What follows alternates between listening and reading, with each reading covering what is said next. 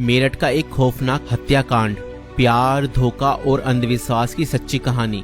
मेरठ उत्तर प्रदेश में 2025 में हुआ एक ऐसा हत्याकांड जिसने पूरे भारत को हिला कर रख दिया। ये कहानी प्रेम, विश्वासघात और अंधविश्वास के खतरनाक जाल में फंसे कुछ लोगों की है, जिसने एक निर्दोष व्यक्ति की जान ले ली। इस केस में प्रेमिका ने अपने प्रेमी के साथ मिलकर अपने पति को मौत के घाट उतार दिया और उसके शव को 15 टुकड़ों में काटकर एक ड्रम में भर दिया और उसके अंदर सीमेंट डाल दिया। मगर चलिए इस कहानी को शुरुआत से देखते हैं।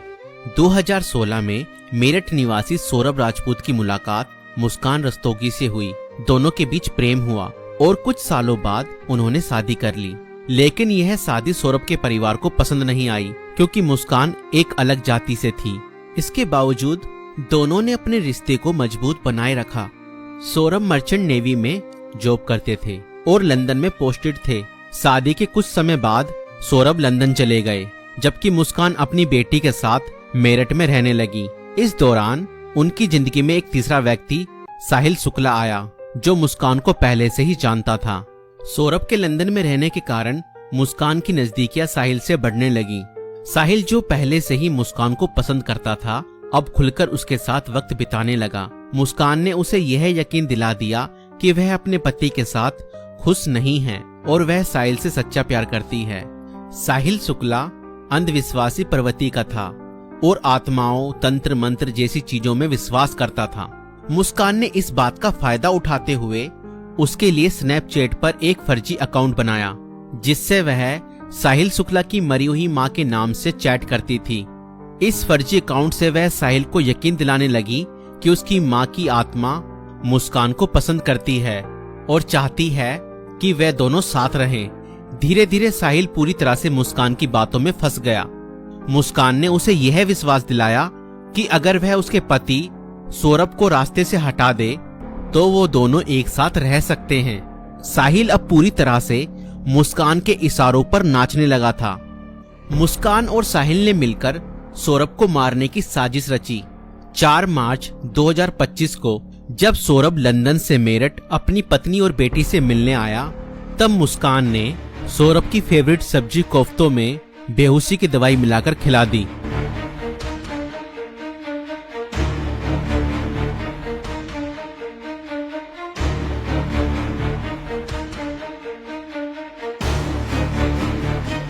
और जब सौरभ बेहोशी की हालत में बिस्तर पर पड़ा था, तब मुस्कान ने अपने दोस्त साहिल को बुला लिया और रसोई में जाकर वो बड़ा और धारदार चाकू ले आई, जो मुस्कान और साहिल ने पहले से ही प्लानिंग करके खरीदे हुए थे। और करीब 20 मिनट तक साहिल ने मुस्कान को बताया कि कैसे उसे अपने पति का वध करना है।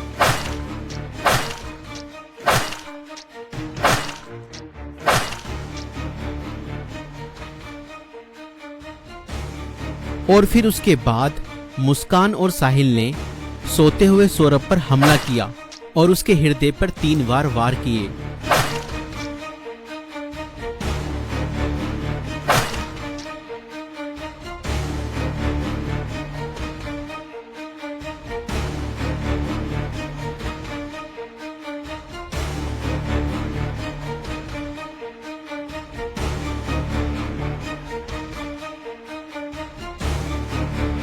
और घर में पड़े कूलर को भी ऑन कर दिया ताकि उसकी आवाज किसी को भी ना सुनाई दे। जब उन्होंने सौरभ को खत्म कर दिया, उसके बाद वह उसकी बॉडी को बाथरूम में ले गए।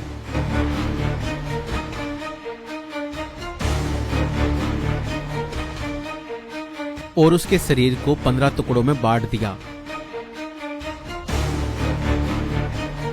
सौरभ को खत्म करने के बाद उन्हें इस बात की चिंता हुई कि अगर सब बरामद हो गया तो पुलिस उन तक जरूर पहुंच जाएगी। इसलिए उन्होंने सबको ठिकाने लगाने की योजना बनाई और मुस्कान बाजार जाकर एक प्लास्टिक का ड्रम खरीद लाई। और मुस्कान और साहिल ने सौरभ के शव के टुकड़ों को उस प्लास्टिक ड्रम में डाल दिया और ऊपर से सीमेंट भी डाल दिया ताकि उसकी बॉडी की स्मेल बाहर न जाए। और उसके बाद उन्होंने उस ड्रम को घर के एक कोने में रख दिया। इसके बाद मुस्कान और साहिल ने सौरभ के मोबाइल फोन से उसके सोशल मीडिया अकाउंट को एक्टिव रखा। उन्होंने सौरभ के अकाउंट से हिमाचल प्रदेश की शिमला की तस्वीरें और स्टोरीज पोस्ट की ताकि लोगों को लगे कि वह घूमने गया है। उन्होंने उसकी फैमिली और दोस्तों को यह यकीन दिलाने की कोशिश की कि सौरभ जिंदा है और बाहर यात्रा कर रहा है। इस दौरान मुस्कान और साहिल खुद भी शिमला घूमने चले गए ताकि अगर कोई लोकेशन ट्रैक करे तो किसी को शक न हो, लेकिन किसी भी अपराधी की तरह वह भी ज्यादा समय तक बच नहीं पाए। सौरभ के परिवार ने जब उससे संपर्क करने की कोशिश की और कोई जवाब नहीं मिला तो उन्हें शक हुआ। परिवार ने मेरठ पुलिस में गुमशुदा की रिपोर्ट दर्ज कराई।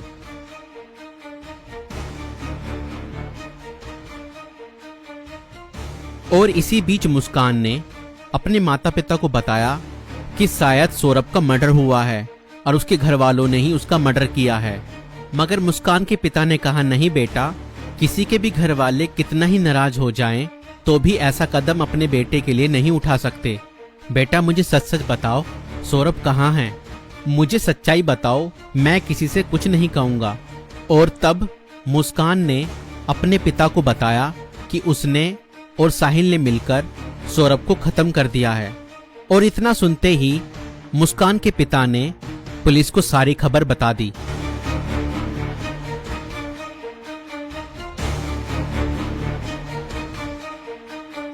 और पुलिस ने तुरंत मुस्कान और साहिल को गिरफ्तार किया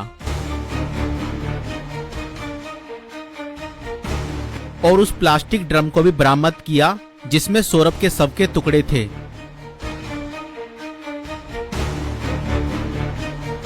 उस प्लास्टिक ड्रम को काटा गया और सौरभ के शरीर के टुकड़ों को बरामद किया गया। इस खौफनाक हत्या मिस्ट्री का अंत पुलिस द्वारा हत्यारों की गिरफ्तारी के साथ हुआ। पुलिस ने मुस्कान और साहिल को गिरफ्तार कर लिया। दोनों पर हत्या, साजिश और शव को छुपाने के गंभीर आरोप लगाए गए। दोस्तों, ये घटना हमें यह सिखाती है कि अंधविश्वास का अंजाम बहुत बुरा और भयानक होता है। साहिल ने अपनी मां की आत्मा के नाम पर बनाए गए एक फर्जी अकाउंट पर भरोसा किया और हत्या जैसा अपराध कर दिया। और गलत संबंध और रिश्तों का अंजाम बहुत बुरा ही होता है। मुस्कान ने अपने फायदे के लिए साहिल को मानसिक रूप से कंट्रोल किया और हत्या तक करवा दी। और कानून से कोई नहीं बच सकता, चाहे अपराध कितना भी चालाकी से किया जाए। पुलिस की जांच और सबूतों के आधार पर अपराधी पकड़े ही जाते हैं। इसलिए रिश्ते सोच समझकर बनाएं और जीवन साथी चुनने से पहले सामने वाला मानसिक रूप से कैसा व्यक्ति है यह जानने की कोशिश करें। साथी चुनते समय सूरत पर नहीं, सीरत पर ध्यान दें। इस वीडियो को बनाने का उद्देश्य संसार में बढ़ रही बुराइयों से अवगत कराना है। दोस्तों, आपकी इस वीडियो को लेकर क्या राय है हमें कमेंट्स में जरूर बताएं। और ऐसी और वीडियो देखने के लिए हमारे YouTube चैनल को सब्सक्राइब जरूर करें।